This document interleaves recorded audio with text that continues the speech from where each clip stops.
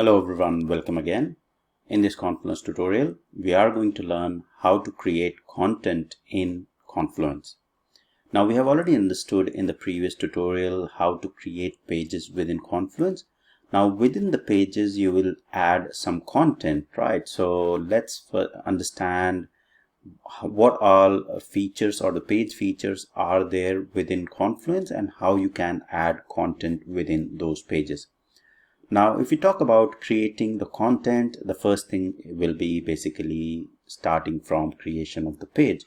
So to create a page, I've already covered that, but to briefly, I'll cover again. So to create a page, simply click on this create button here, or simply go to the space, any of the spaces where you want to create the pages.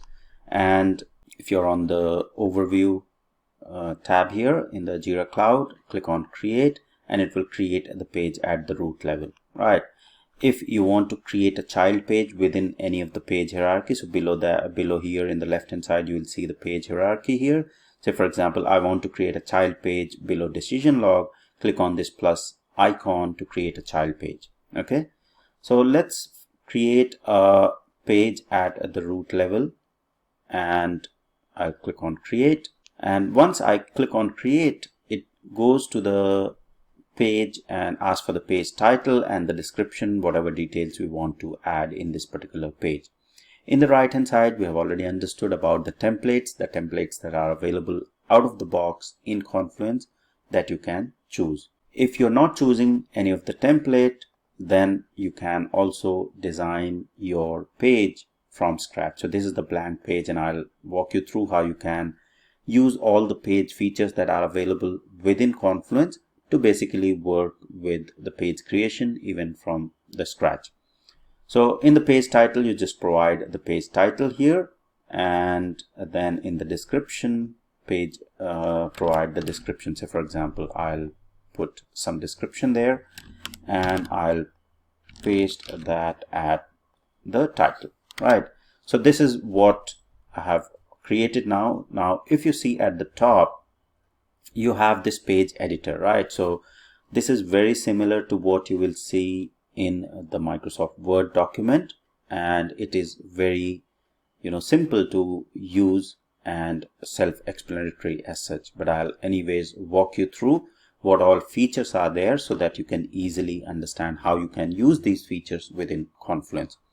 Now if you see, this lorem ipsum is already bold, right? So it is bold here. If I want to deselect it, I can simply click on that, or just highlight the text and press Ctrl B to make it bold, and then again Ctrl B to remove the bold there. So let me bold this particular text.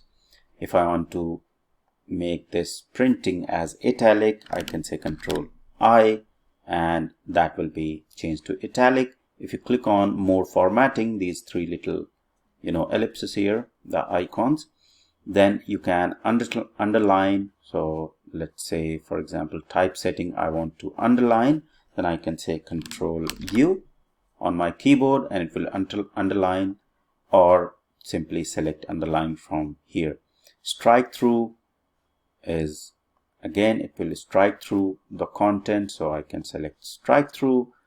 Then the next important ones are the subscript and superscript. Okay, so shortcut for there is no shortcut for subscript and superscript, but if, say for example, I want to make this bean as subscript, I'll highlight that and I'll change it to subscript, and say for example this galley as superscript, I can change it to superscript, right? Then code is another very important feature that you will be using a lot if you're working in the software development space.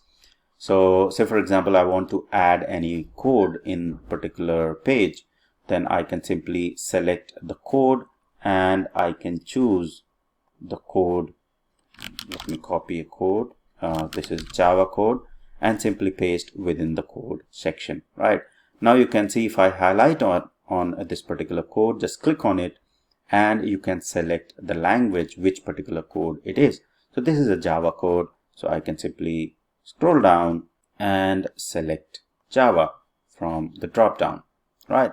So now you can see the code section is there on the page. Okay, now if I want to remove, say for example, all the formatting, I can simply clear the formatting by simply pressing Control and backslash on my keyboard, or simply click on clear formatting, and all the formatting that I have done will be lost. Okay, so let me make the formatting again.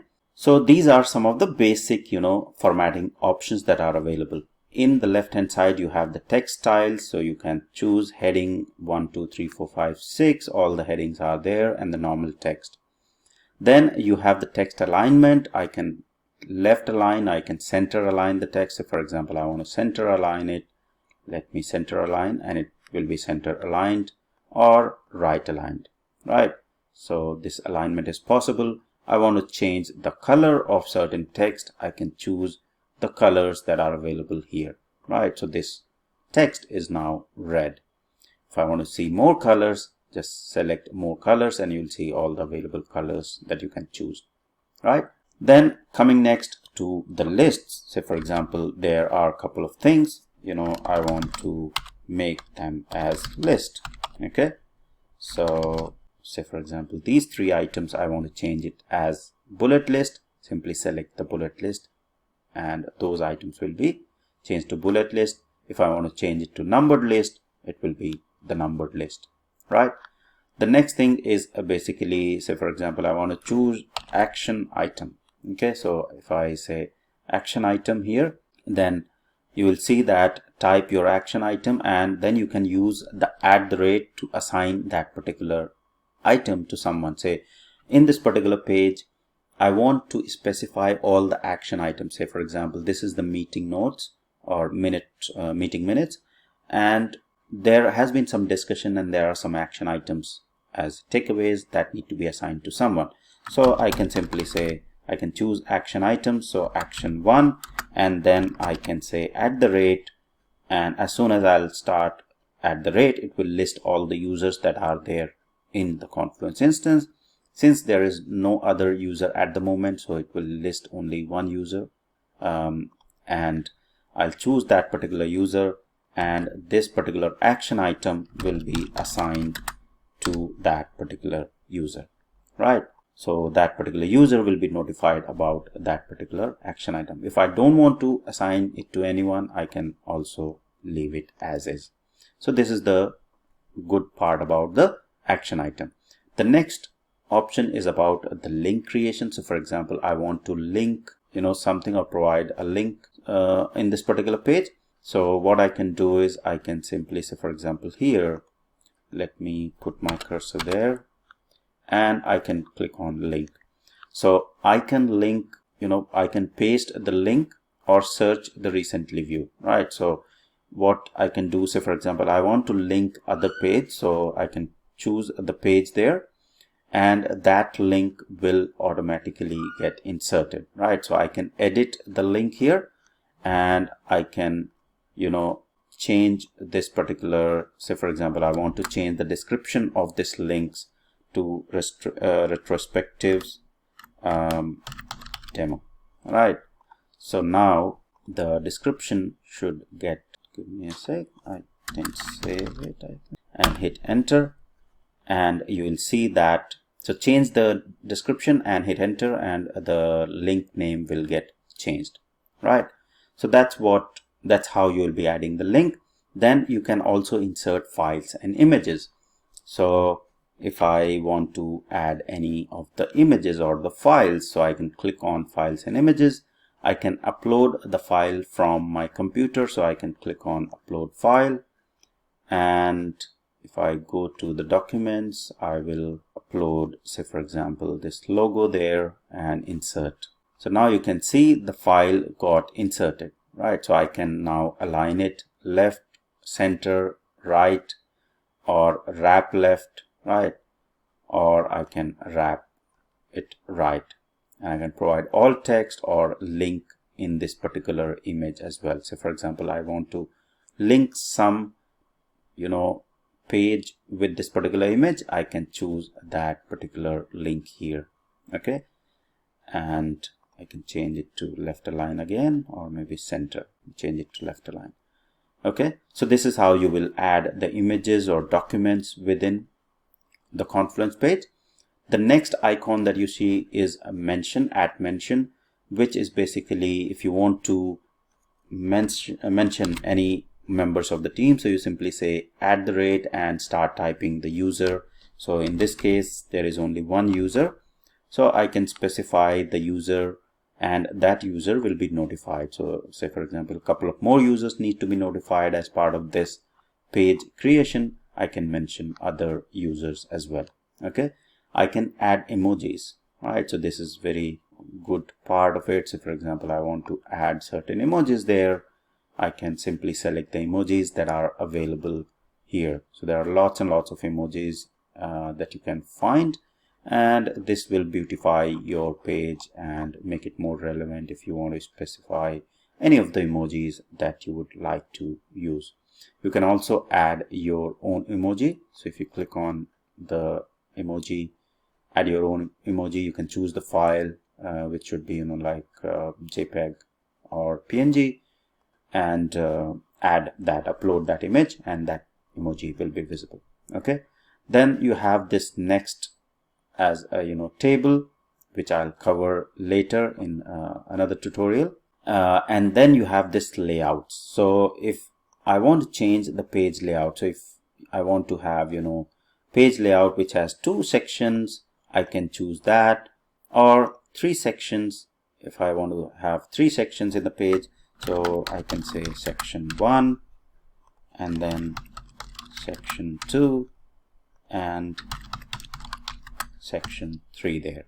Okay, so these are the layouts that are available. So 3 columns with sidebar, or left sidebar, or right sidebar, or 3 columns, and then you can have 2 columns as well, right?